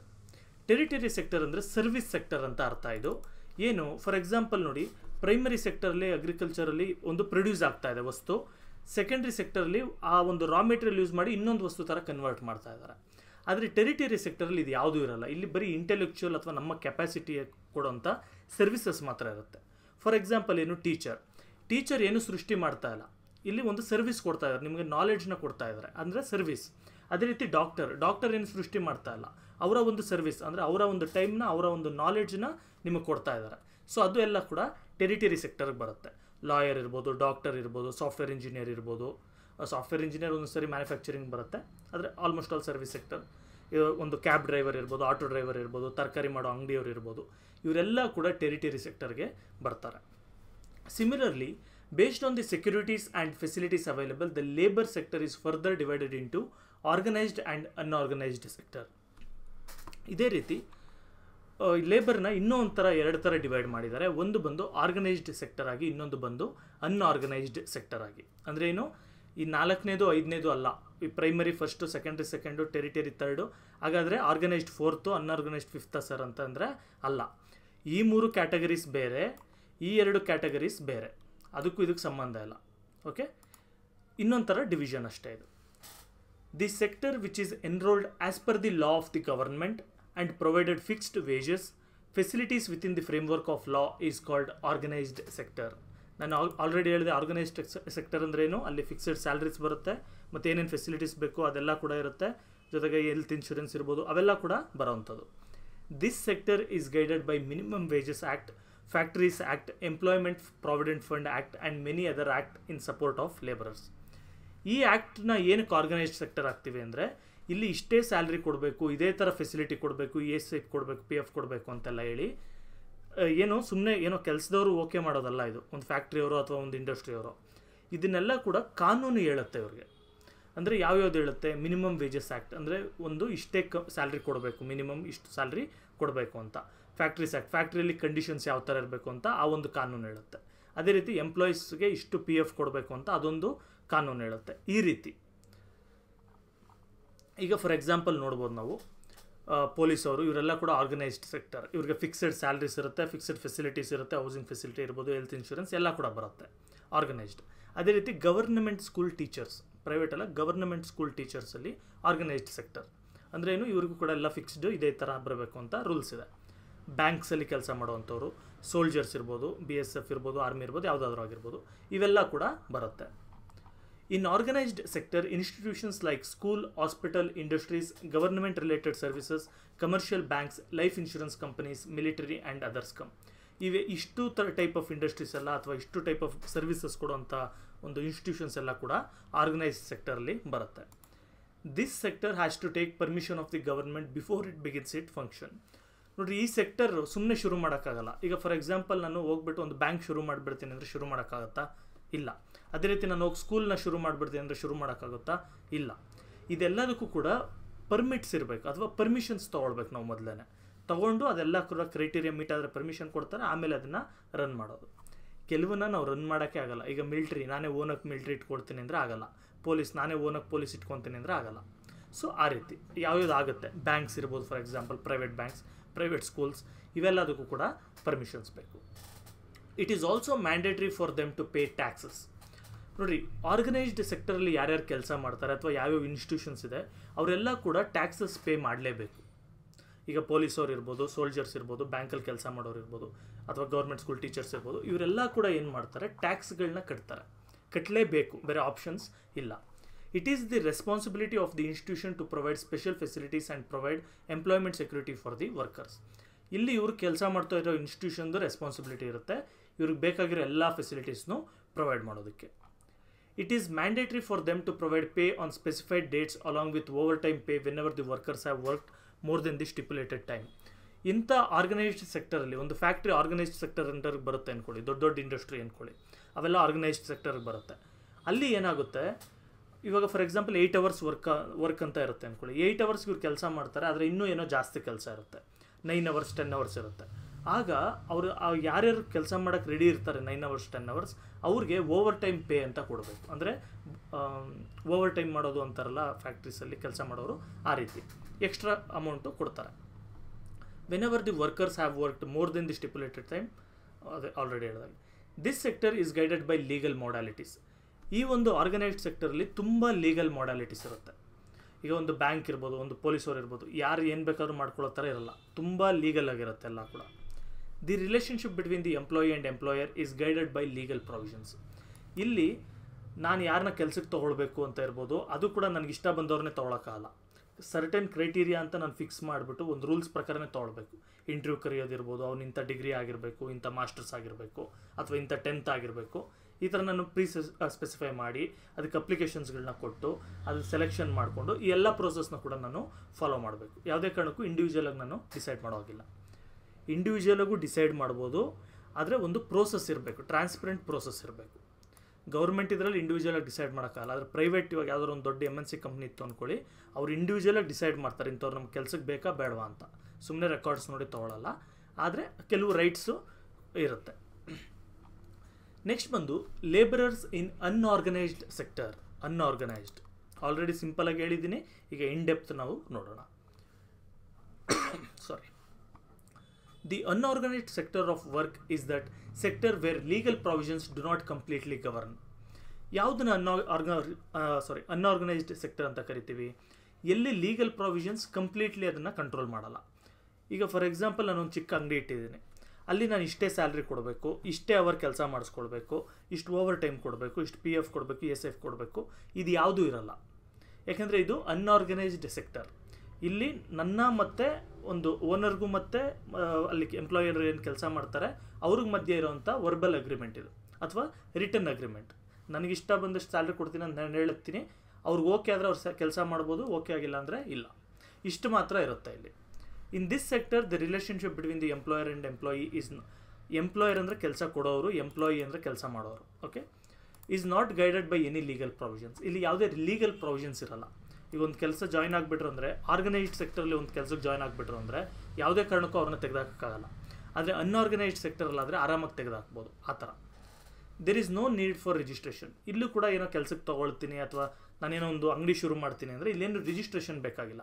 ನಾನು ನಾಳೆನೇ ಒಂದು ಅಂಗಡಿ, ಒಂದು ರೆಂಟಲ್ ಅಗ್ರಿಮೆಂಟ್ ಮಾಡಿಕೊಂಡು ಅಂಗಡಿ ಶುರು ಮಾಡ್ಬೋದು. This sector does not follow the legal provisions of the government. ಈ ಗವರ್ಮೆಂಟ್ ಅವ್ರು ಏನು ಲೀಗಲ್ ಪ್ರೊವಿಷನ್ಸ್ ಇಟ್ಟಿದ್ದಾರೆ ಅದನ್ನು ಫಾಲೋ ಮಾಡಬೇಕಂತೇನು ಇಲ್ಲ. There are no tax provisions here. ಇಲ್ಲೂ ಕೂಡ ಏನು ಇಷ್ಟು ಲಾಭ ಮಾಡ್ತಾರೆ ಅಥವಾ ಇಲ್ಲಿ ಕೆಲಸ ಮಾಡ್ತಾರೆ, ಫಾರ್ ಎಕ್ಸಾಂಪಲ್ ಯಾರೋ ಅಂಗಡಿಯಲ್ಲಿ, ಅವರೆಲ್ಲ ಕೂಡ ಏನು ಟ್ಯಾಕ್ಸ್ ಕಟ್ಟಬೇಕು ಅಂತ ಇಲ್ಲ. ಯಾಕಂದರೆ ಬರೋದೇ ಕಮ್ಮಿ ಬರುತ್ತೆ, 10,000 12,000 ಬರುತ್ತೆ, ಅದರಲ್ಲಿ ಏನು ಟ್ಯಾಕ್ಸ್ ಕಟ್ಟುವಂಥದ್ದು ನೆಸೆಸಿಟಿ ಇರೋದಿಲ್ಲ. This includes minor transactions. ಇದೆಲ್ಲ ಕೂಡ ಮೈನರ್ ಟ್ರಾನ್ಸಾಕ್ಷನ್ಸ್ ಇರುತ್ತೆ. For example vehicle repair. ಈಗ ಯಾರೊಬ್ಬರು ಮೆಕ್ಯಾನಿಕ್ ಇರ್ತಾರೆ, ಮೆಕ್ಯಾನಿಕ್ ಶಾಪ್ ಇರುತ್ತೆ, ಅವ್ರು ಏನಿದೆ ಅವ್ರು ಮಾಡ್ಕೊಳ್ತಾರೆ. ಯಾವುದೇ ಟ್ಯಾಕ್ಸ್ ಕಟ್ಟಬೇಕು, ರಿಜಿಸ್ಟ್ರೇಷನ್ ಮಾಡ್ಕೊಳ್ಬೇಕು, ನಾನು ಇಂಥ ಪರ್ಮಿಷನ್ ತೊಗೊಳ್ಬೇಕು, ಅದೇನಿರಲ್ಲ. ಅಲ್ಲಿ ಇಷ್ಟೇ ಸ್ಯಾಲ್ರಿ ಕೊಡಬೇಕು, ಇಷ್ಟೇ ಮಾಡಬಾರ್ದು, ಮತ್ತು ಇಂಟರ್ವ್ಯೂ ಈ ಥರ ಕರಿಬೇಕು, ಅವೆಲ್ಲ ಇರೋಲ್ಲ. ಅವ್ರು ಇಂಡಿವಿಜುವಲ್ ಆಗಿ ಏನು ಬೇಕೋ ಮಾಡ್ಕೊಳ್ಬೋದು. Selling of goods like vegetables, fish on head etcetera. ಆಮೇಲೆ ಪಂಚರ್ ಶಾಪ್ಗಳಿರ್ಬೋದು. ಇವೆಲ್ಲ ಆಲ್ಮೋಸ್ಟ್ ಆಲ್ ಏನೇನು ನಮಗೆ ಫಿಕ್ಸ್ಡ್ ಸ್ಯಾಲ್ರಿ ಮಂತ್ಲಿ ಬರುತ್ತೆ ಅಂತ ಹೇಳ್ತೀವಿ, ಅವೆಲ್ಲ ಆರ್ಗನೈಸ್ಡ್ ಇರುತ್ತೆ ಆಲ್ಮೋಸ್ಟ್ ಆಲ್. ಮತ್ತು ಏನು ಅದು ಇರಲ್ಲ ಅದೆಲ್ಲ ಕೂಡ ಅನ್ಆರ್ಗನೈಸ್ಡ್ ಆಗಿರುತ್ತೆ. ಬ್ರಾಡ್ ಕ್ಲಾಸಿಫಿಕೇಷನ್, ಆದರೆ ಅದು ಬರೀ ಸ್ಯಾಲ್ರಿ ಬೇಸ್ಡ್ ಮೇಲೇ ಡಿಸೈಡ್ ಮಾಡಲ್ಲ. There is no fixed time or duration for this work. Unorganised ಸೆಕ್ಟರಲ್ಲಿ ಫಿಕ್ಸ್ಡ್ ಟೈಮ್ ಇರಲ್ಲ. ಈಗ ಒಂದು ಮೆಕ್ಯಾನಿಕ್ ಅಲ್ಲಿ ಹೋದರೆ ನಾನು 8 hours ಮಾತ್ರ ಕೆಲಸ ಮಾಡ್ತೀನಿ ಅಂತ ಅವ್ನು ಹೇಳಲ್ಲ. ಯಾಕಂದರೆ ಇನ್ನೊಂದು ಅವರ್ ಕೆಲಸ ಮಾಡಿದ್ರೆ ಅವನಿಗೆ ದುಡ್ಡು ಬರುತ್ತೆ.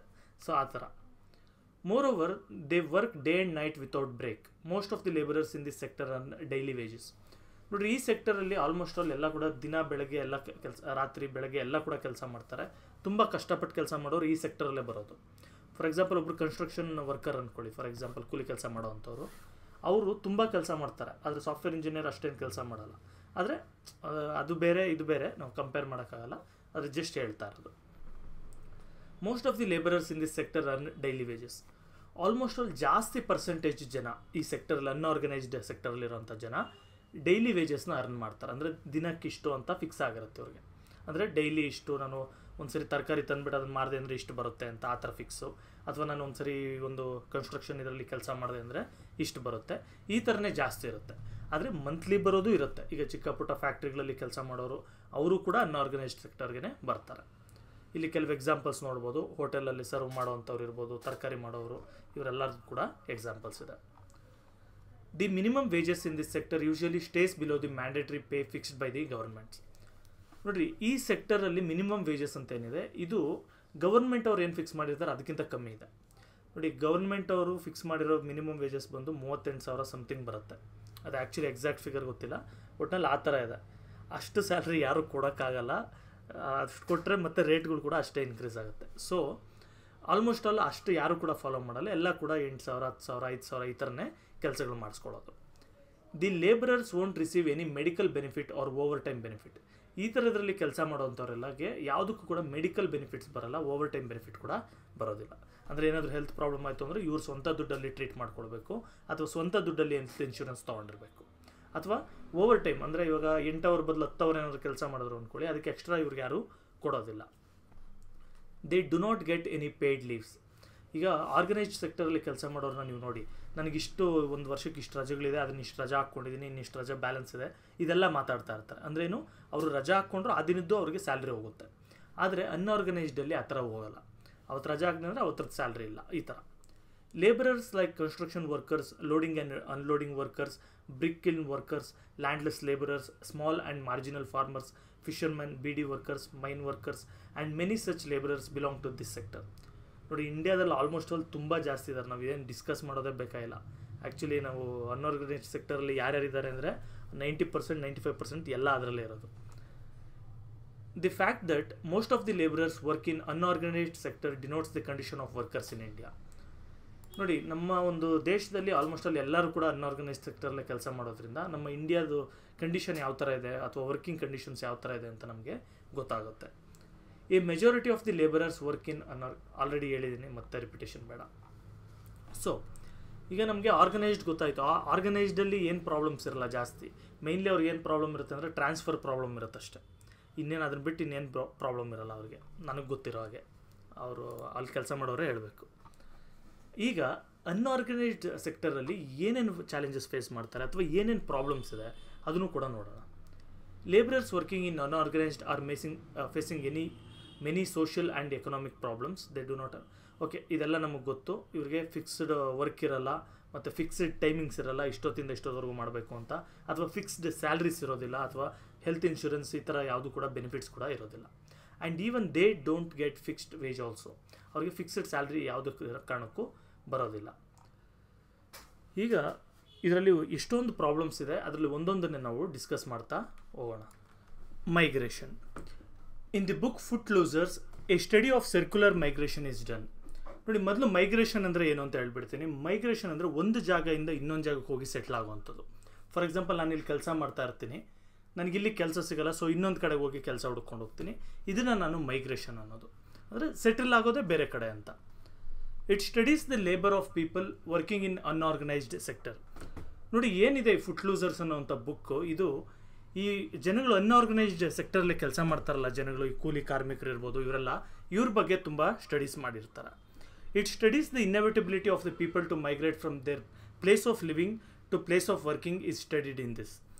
ನೋಡಿ, ಆಲ್ಮೋಸ್ಟ್ ಆಲ್ ನೀವು ಅಬ್ಸರ್ವ್ ಮಾಡಬಾರ್ದು, ಹಳ್ಳಿಗಳಲ್ಲಿರೋರ್ಗೆ ತುಂಬ ಚೆನ್ನಾಗಿ ಗೊತ್ತಿರುತ್ತೆ, ಅಥವಾ ಸಿಟಿಯಲ್ಲಿರೋರ್ಗೂ ತುಂಬ ಚೆನ್ನಾಗಿ ಗೊತ್ತಿರುತ್ತೆ. ಆಲ್ಮೋಸ್ಟ್ ಆಲ್ ಬೆಂಗಳೂರಲ್ಲಿ ನೋಡಿ 1,20,00,000 ಜನ, 1,10,00,000 ಜನ, ಇಷ್ಟು ಜನ ಇದ್ದಾರೆ ಅಂತಾರೆ.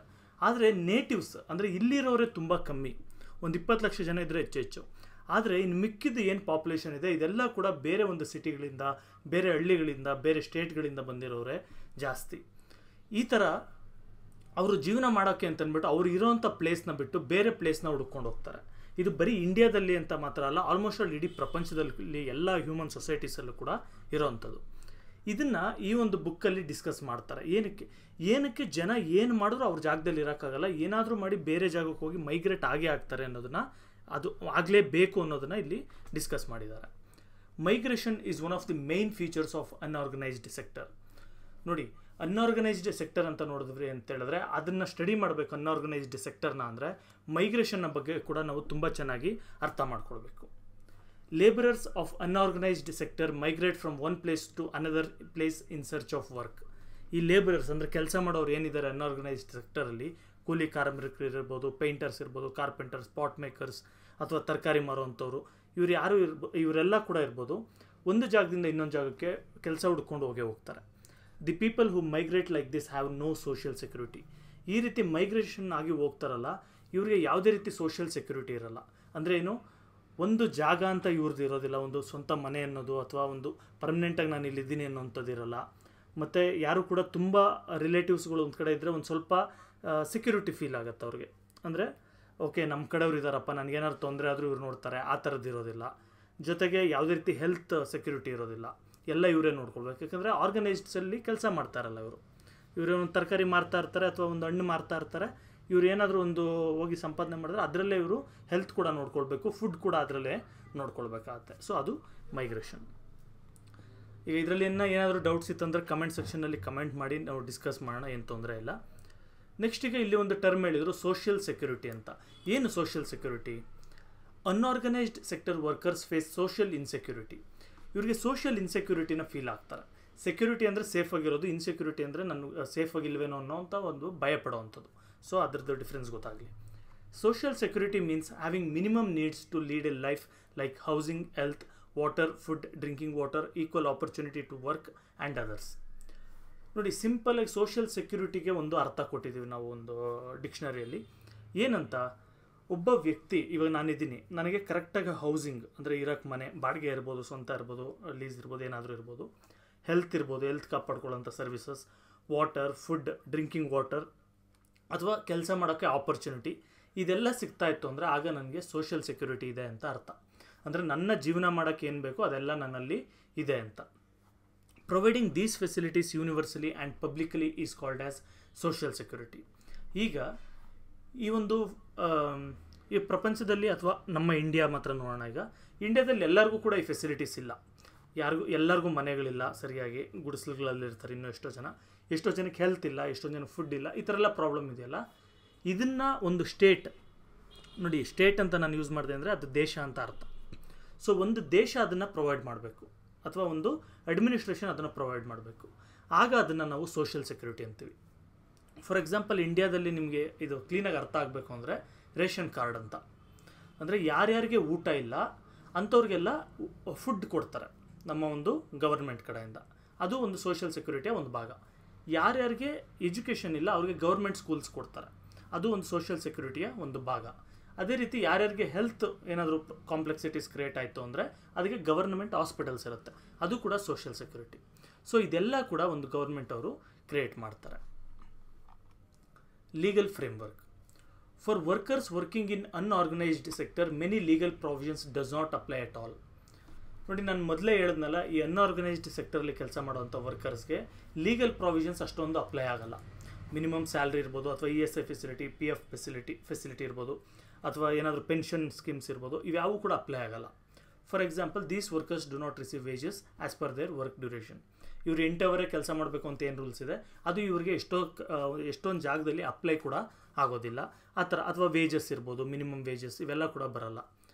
The wages as per the minimum wages act of 1971 are not available for this workers. Minimum wages ಪ್ರಕಾರ ಇವರಿಗೆ ಈ ಲೀಗಲ್ ಆ್ಯಕ್ಟ್ ಪ್ರಕಾರ ಅನ್ಆರ್ಗನೈಸ್ಡ್ ಸೆಕ್ಟರಲ್ಲಿ ಕೆಲಸ ಮಾಡೋರಿಗೆ ಅದು ಕೂಡ ಸಿಗೋದಿಲ್ಲ. Apart from this, they are also not eligible for provident fund and other such benefits. ಇದು ಆಲ್ರೆಡಿ ನಾವು ಡಿಸ್ಕಸ್ ಮಾಡಿದ್ದೀವಿ, ಇನ್ನೊಂದು ಸರಿ ಹೇಳಿದ್ದಾರೆ. ಸೊ ಅವ್ರಿಗೆ PF, ESI ಈ ಥರದ ಯಾವ ಬೆನಿಫಿಟ್ಸ್ ಕೂಡ ಸಿಗೋದಿಲ್ಲ. Next, child labour. ಇದು ಹೊಸದಾಗಿ ಈ ಒಂದು ಲೆಸನಲ್ಲಿ ಇಂಟ್ರೊಡ್ಯೂಸ್ ಮಾಡಿದ್ದಾರೆ, ನೋಡೋಣ. Children work in unhealthy environment in many semi skilled or unskilled jobs. ನೋಡಿ, ನಾವು ಅನ್ಆರ್ಗನೈಸ್ಡ್ ಸೆಕ್ಟರ್ ಅಂತ ನೋಡ್ತಾ ಇದ್ವಿ ಅಂದರೆ ಇದರಲ್ಲಿ ಚೈಲ್ಡ್ ಲೇಬರ್ ಕೂಡ ಜಾಸ್ತಿ ಇದೆ. ನೋಡಿ, ಈಗೆಲ್ಲ ಕೂಡ ತುಂಬ ಕಮ್ಮಿ ಆಗಿಬಿಟ್ಟಿದೆ. ಆದರೆ ನೀವೊಂದು 15-20 ಇಯರ್ಸ್ ಅಂತ ನೋಡಿದ್ರಿ ಅಂತ ಹೇಳಿದ್ರೆ ತುಂಬ ಕಡೆ ನಾವು ಚೈಲ್ಡ್ ಲೇಬರ್ನ ನೋಡ್ತಾ ಇದ್ವಿ. ಅಂದರೆ ಚಿಕ್ಕ ಮಕ್ಕಳು ಕೆಲಸ ಮಾಡೋದನ್ನು ನೋಡ್ತಾ ಇದ್ವಿ. ಚಿಕ್ಕ ಮಕ್ಳು ಏನು ಮಾಡ್ತಾರೆ, ಚಿಲ್ಡ್ರನ್ ಎಲ್ಲ ಈ ಸೆಮಿ ಸ್ಕಿಲ್ಡ್ ಮತ್ತು ಅನ್ಸ್ಕಿಲ್ಡ್ ಜಾಬ್ಸಲ್ಲಿ ಅನ್ಹೆಲ್ತಿ ಎನ್ವಿರಾನ್ಮೆಂಟಲ್ಲಿ ತುಂಬ ಜನ ಕೆಲಸ ಮಾಡ್ತಾರೆ. For example, children work in large numbers in fire crackers production. ನೋಡಿ, ಫೈರ್ ಕ್ರ್ಯಾಕರ್ಸ್ ರೆಡಿ ಮಾಡ್ತಾರಲ್ಲ, ಪಟಾಕಿ ಅದೆಲ್ಲ ರೆಡಿ ಮಾಡ್ತಾರಲ್ಲ, ಅದರಲ್ಲಿ ಆಲ್ಮೋಸ್ಟ್ ಆಲ್ ತುಂಬ ಜನ ಚಿಕ್ಕ ಮಕ್ಕಳೇ ಕೆಲಸ ಮಾಡೋದು. ಅದರಲ್ಲಿ they work in dangerous environment and without any guarantee for life. ಇಲ್ಲಿ ಕೆಲಸ ಮಾಡ್ತಾರಲ್ಲ ಮಕ್ಕಳು, ಅವರು ತುಂಬ ಡೇಂಜರಸ್ ಎನ್ವಿರಾನ್ಮೆಂಟ್ ಆಗಿರುತ್ತೆ. ಅಂದರೆ ಏನು, ಪಟಾಕಿಗೆ ಒಂಚೂರು ಏನಾದರೂ ಎಲ್ಲೋ ಒಂದು ಕಡೆ ಬೆಂಕಿ ಎತ್ಕೊಂಡ್ಬಿಡ್ತು ಅಂದರೆ ಇಡೀ ಒಂದು ಫ್ಯಾಕ್ಟ್ರಿನೇ ಬ್ಲಾಸ್ಟ್ ಆಗಿಬಿಡುತ್ತೆ. ಸೊ ಆ ಥರ ಕಂಡೀಷನ್ಸಲ್ಲಿ ಡೇಂಜರಸ್ ಆಗಿದ್ದು ಅವರ ಜೀವನ ಒತ್ತೆ ಇಟ್ಟು ಅವ್ರು ಕೆಲಸ ಮಾಡ್ತಾರೆ. ಕೆಲಸ ಮಾಡೋದಕ್ಕೂ ಕೂಡ ಅವ್ರಿಗೆ ತುಂಬ ಕಮ್ಮಿ ಅಮೌಂಟು ಬರುತ್ತೆ. The employer expects more work for less pay. ಇಲ್ಲಿ ಕೂಡ ಎಂಪ್ಲಾಯರ್ ಎಲ್ಲ ಕಡೆ ಇದ್ದಾಗ ಏನು ಮಾಡ್ತಾರೆ, ಆದಷ್ಟು ಕಮ್ಮಿ ಸ್ಯಾಲ್ರಿ ಕೊಡಬೇಕು ಮತ್ತು ಆದಷ್ಟು ಜಾಸ್ತಿ ಕೆಲಸ ತೆಗಿಬೇಕು ಅಂತಲೇ ನೋಡ್ತಾರೆ. Children become victims of this greed. ನೋಡಿ, ಈ ಚಿಲ್ಡ್ರನ್ ಏನು ಮಾಡ್ತಾರೆ ಅಂದರೆ ಮಕ್ಕಳೇನಾಗ್ತಾರೆ, ಈ ಗ್ರೀಡ್ನ ವಿಕ್ಟಿಮ್ಸ್ ಆಗ್ತಾರೆ. ಅಂದರೆ ಏನು, ಓಕೆ ಚಿಲ್ಡ್ರನ್ ಅಲ್ವಾ, ಕಮ್ಮಿ ಸ್ಯಾಲ್ರಿ ಕೊಟ್ಟರು ಕೆಲಸ ಮಾಡ್ತಾರೆ ಅಂತ ಎಲ್ಲರೂ ಇವ್ರನ್ನೇ ಕೆಲಸಕ್ಕೆ ತೊಗೊಳ್ಳೋದು ಶುರು ಮಾಡ್ತಾರೆ. In a nutshell, unorganised sector promotes child labour. ಈ ಅನ್ಆರ್ಗನೈಸ್ಡ್ ಸೆಕ್ಟರ್ ಏನು ಮಾಡುತ್ತೆ, ಚೈಲ್ಡ್ ಲೇಬರ್ನ ಪ್ರಮೋಟ್ ಮಾಡುತ್ತೆ. ಈಗಲೂ ಕೂಡ ನೀವು ಸುಮಾರು ನೋಡ್ಬೋದು, ಈ ಏನಾದರೂ ಅಲ್ಲಿ ಏನಾದರೂ ಮಾರೋ ಅಂಥ ಕಡೆ ಇರ್ಬೋದು, ಅಥವಾ ಕನ್ಸ್ಟ್ರಕ್ಷನ್ ವರ್ಕಲ್ಲಿ ಇರ್ಬೋದು, ಚಿಕ್ಕ ಮಕ್ಕಳನ್ನ ಅಲ್ಲೇ ಕರ್ಕೊಂಬಂದು ಅವ್ರ ಹತ್ರ ಕೂಡ ಕೆಲಸ ಮಾಡಿಸ್ತಾ ಇರ್ತಾರೆ. ಈಗ ಆಲ್ಮೋಸ್ಟ್ ಆಲ್ ಎಲ್ಲೂ ನೋಡಲ್ಲ, ತುಂಬ ರೇರಾಗಿ ನೋಡ್ತೀವಿ. ರಜೆ ಇದ್ದಾಗ ಏನೋ ಮಾಡ್ಬೋದು ಅಷ್ಟೇ, ಬಿಟ್ಟರೆ ಆಲ್ಮೋಸ್ಟ್ ಆಲ್ ಅದು ಕಂಪ್ಲೀಟ್ಲಿ ಎರಾಡಿಕೇಟ್ ಮಾಡಿದ್ದೀವಿ. Physical and mental exploitation. Most of the woman in unorganised sector work as domestic helpers. ನೋಡಿ, ಹೆಣ್ಮಕ್ಳಿಗೆ ಎಲ್ಲಿ ಕೆಲಸ ಮಾಡ್ತಾರೆ, ಆಲ್ಮೋಸ್ಟ್ ಆಲ್ ಜಾಸ್ತಿ ಡೊಮೆಸ್ಟಿಕ್ ಹೆಲ್ಪರ್ಸ್ ಅಂದರೆ ಮನೆ ಕೆಲಸದವ್ರ ಥರ ಕೆಲಸ ಮಾಡೋದು ಜಾಸ್ತಿ ಅನ್ಆರ್ಗನೈಸ್ಡ್ ಸೆಕ್ಟರ್ ನಾವು ನೋಡಿದ್ವಿ ಅಂದರೆ. The rate of physical and mental exploitation of these woman has doubled these days. ನೋಡಿ, ಈ ಕೆಲಸಗಳಲ್ಲಿ ಡೊಮೆಸ್ಟಿಕ್ ಹೆಲ್ಪರ್ಸ್ ಇದರಲ್ಲಿ ಫಿಸಿಕಲ್ ಮತ್ತು ಮೆಂಟಲ್ ಎಕ್ಸ್ಪ್ಲೋಟೇಷನ್ ತುಂಬ ಜಾಸ್ತಿ ಆಗಿದೆ. ಆ್ಯಸ್ ಪರ್ ದಿ ಸ್ಟ್ಯಾಟಿಸ್ಟಿಕ್ಸ್, ಏನು ಫಿಸಿಕಲ್ ಮತ್ತು ಮೆಂಟಲ್ ಎಕ್ಸ್ಪ್ಲೋಟೇಷನ್, ಫಿಸಿಕಲ್ ಎಕ್ಸ್ಪ್ಲೋಟೇಷನ್ ಅಂದರೆ ಜಾಸ್ತಿ ಕೆಲಸ ಮಾಡಿಸೋದು. ಮೆಂಟಲ್ ಎಕ್ಸ್ಪ್ಲೋಟೇಷನ್ ಅಂದರೆ ಅವ್ರನ್ನ ಸರಿಯಾಗಿ ಟ್ರೀಟ್ ಮಾಡದೆ ಅವ್ರಿಗೆ ಬೈಯೋದು, ಅವ್ರಿಗೆ ಏನು ಈ ಥರ ಮಾಡ್ತಾ ಇದೆಯಾ, ಸರಿಯಾಗಿ ಕೆಲಸ ಮಾಡುವಂಥ ಹರಾಸ್ಮೆಂಟ್ ಮಾಡೋದು, ಇದೆಲ್ಲ ಮೆಂಟಲ್ ಎಕ್ಸ್ಪ್ಲೋಟೇಷನ್. ಸೊ ಈ ಥರದ್ದೆಲ್ಲ ಈ ನಡುವೆ ತುಂಬ ಜಾಸ್ತಿಯಾಗಿ ಬೆಳೀತಾ ಇದೆ. As per the statistics 2014-15 more than 77% of the woman work in unorganised sector. ನೋಡಿರಿ, 2014-15 ಸೆನ್ಸಸ್ ಪ್ರಕಾರ ಹೆಣ್ಮಕ್ಳು ಏನು ಕೆಲಸ ಮಾಡ್ತಾ ಇದ್ದಾರೆ ಅಂದರೆ ಹೆಂಗಸರು ಏನು ಕೆಲಸ ಮಾಡ್ತಾ ಇದ್ದಾರೆ, ಅದರಲ್ಲಿ 77% ಅಷ್ಟು ಜನ ಅನ್ಆರ್ಗನೈಸ್ಡ್ ಸೆಕ್ಟರ್ಲಿ ಕೆಲಸ ಮಾಡೋದೇ ಜಾಸ್ತಿ. ನೋಡಿ, ಅನ್ಆರ್ಗನೈಸ್ಡಲ್ಲಿ ಬರೀ ಹೆಣ್ಮಕ್ಳೆಲ್ಲ, ಗಂಡು ಮಕ್ಕಳು ಕೂಡ ತುಂಬ ಜನ ಅನ್ಆರ್ಗನೈಸ್ಡಲ್ಲೇ ಕೆಲಸ ಮಾಡೋದು. Woman are exploited sexually. ನೋಡಿ, ಈ ಥರ ಕೆಲಸ ಮಾಡೋರಿಗೆ ಅನ್ಆರ್ಗನೈಸ್ಡ್ ಸೆಕ್ಟರ್ಲಿ ಅಥವಾ ಆರ್ಗನೈಸ್ಡ್ ಸೆಕ್ಟರ್ ಆದರೂ ಆಗಿರ್ಬೋದು, ಅಲ್ಲಿ ಸೆಕ್ಷುವಲ್ ಎಕ್ಸ್ಪ್ಲೋಟೇಷನ್ ಕೂಡ ನಡೆಯುತ್ತೆ. ಅಂದರೆ ಅವ್ರ ಹತ್ರ ಮಿಸ್ಬಿಹೇವ್ ಮಾಡೋದು, ಈ ರೀತಿಯೆಲ್ಲ ಸುಮಾರು ನಾವು ಕೇಸಸ್ಗಳನ್ನ ನ್ಯೂಸಲ್ಲಿ ನೋಡ್ತಾ ಇರ್ತೀವಿ. Such incidents are being already ಹೇಳಿದ್ದಾರೆ, ಅದು ರಿಪೋರ್ಟ್ ಆಗ್ತಾ ಇದೆ ಅಂತ. ಸೊ ಇಲ್ಲಿಗೆ ನಮಗೆ ಅರ್ಥ ಆಯಿತು ಆರ್ಗನೈಸ್ಡ್ ಅಂದರೆ ಏನು, ಅನ್ಆರ್ಗನೈಸ್ಡ್ ಅಂದರೆ ಏನು ಅಂತ ಗೊತ್ತಾಯಿತು. ಮತ್ತು ಲೇಬರ್ ವಿತ್ ಪೇ ಅಂದರೆ ಏನು ಅಂತ ಗೊತ್ತಾಯಿತು, ಲೇಬರ್ ವಿತೌಟ್ ಪೇ ಅಂದರೆ ಏನು ಅಂತ ಕೂಡ ಗೊತ್ತಾಯಿತು. ಇನ್ನೂ ನಿಮ್ಗೇನಾದರೂ ಡೌಟ್ಸ್ ಇತ್ತು ಅಂತ ಹೇಳಿದ್ರೆ ಕಮೆಂಟ್ಸ್ ಮಾಡಿ, ಅದರಲ್ಲಿ ನಾವು ಡಿಸ್ಕಸ್ ಮಾಡೋಣ. ನಿಮ್ಗೇನೇ ಡೌಟ್ಸ್ ಇದ್ದರೂ ಕೂಡ ನಾನು ಕ್ಲಿಯರ್ ಮಾಡ್ತೀನಿ. ಜೊತೆಗೆ ನಮ್ಮ ಚಾನಲ್ ಇನ್ನೂ ಪ್ರಮೋಟ್ ಆಗಬೇಕು, ಇನ್ನೂ ನಾನು ಜಾಸ್ತಿ ವಿಡಿಯೋ ಮಾಡಬೇಕು ಅಂದರೆ ನನಗೂ ಕೂಡ ಒಂದು ರೀತಿ ಮೋಟಿವೇಶನ್ ಇರಬೇಕು. ಅದಕ್ಕೋಸ್ಕರ ನೀವು ಚಾನಲ್ನ ಶೇರ್ ಮಾಡಿ ನಿಮ್ಮ ಫ್ರೆಂಡ್ಸ್ ಜೊತೆ. ಮತ್ತು ತುಂಬ ಇಷ್ಟ ಆದರೆ ಲೈಕ್ ಮಾಡಿ, ಇಷ್ಟ ಆಗಿಲ್ಲ ಅಂದರೆ ಡಿಸ್ಲೈಕ್ ಕೂಡ ಮಾಡಿ, ಏನು ತೊಂದರೆ ಇಲ್ಲ. So see you, thank you.